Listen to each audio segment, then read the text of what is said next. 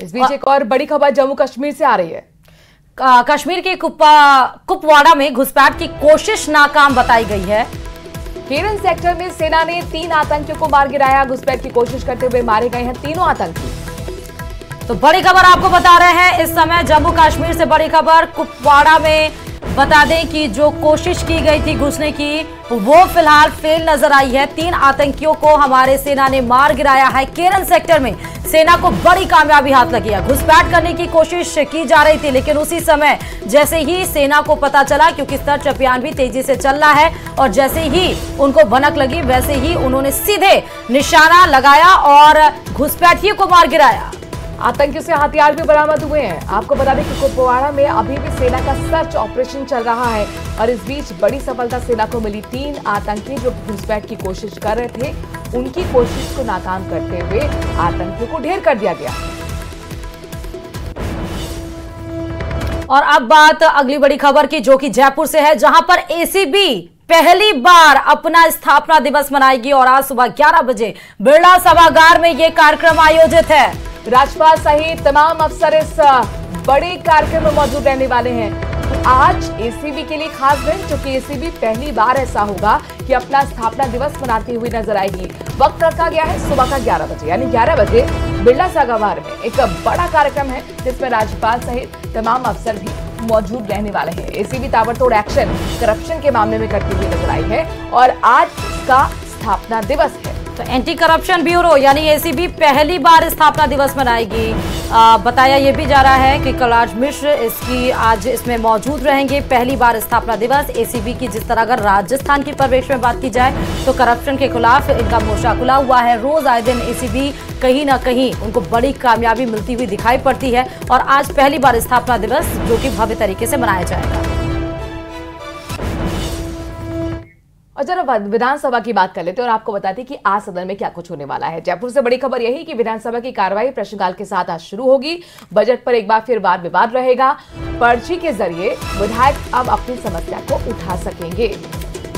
तो विधानसभा की कार्यवाही प्रश्नकाल से शुरू होगी। बड़ी खबर आपको जयपुर से बता रहे हैं। बजट पर फिर से वाद विवाद होने के आसार नजर आ रहे हैं। विधानसभा की कार्यवाही हो सकता है कि बजट पर जब वाद विवाद किया जाए तो वहां पर भी हंगामा देखने को मिले। पर्ची के जरिए विधायक अपनी समस्याओं को उठा सकेंगे, ये बड़ी बात है। अब देखना होगा कि क्योंकि पिछली बार विधानसभा की कार्रवाई जब हुई थी तो वहां पे हंगामे के आसार चढ़े थे, एक दूसरे पर आरोप प्रत्यारोप प्रश्नकाल का दौर था।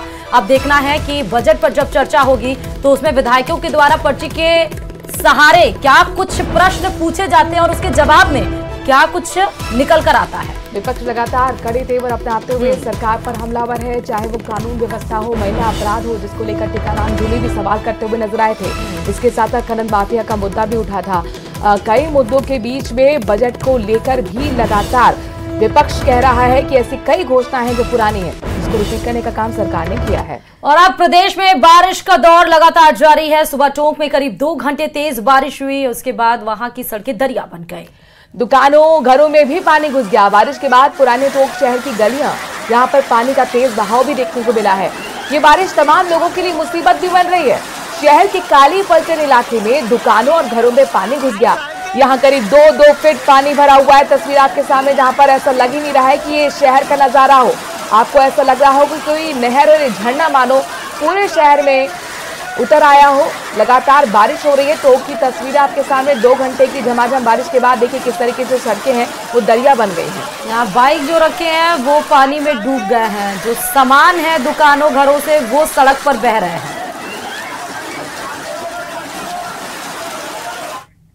वहीं बारिश के चलते धरियावद की कर्मोचनी नदी में पानी की भारी आवक हुई है, जिसके चलते धरियावद प्रतापगढ़ मार्ग का संपर्क टूट गया है।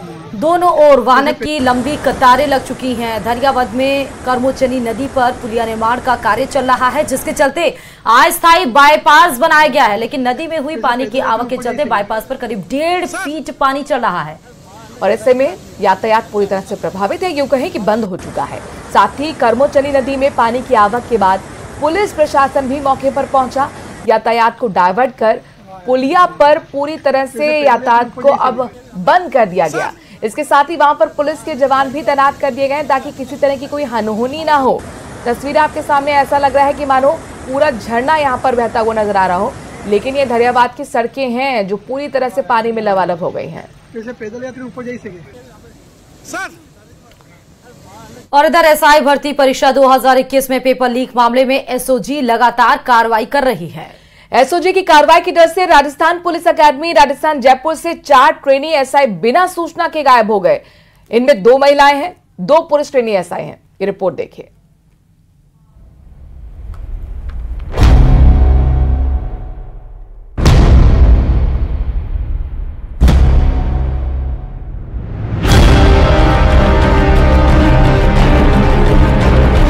एसओजी का एक्शन, आरपीए में पकड़ा गया फर्जी ट्रेनी एसआई।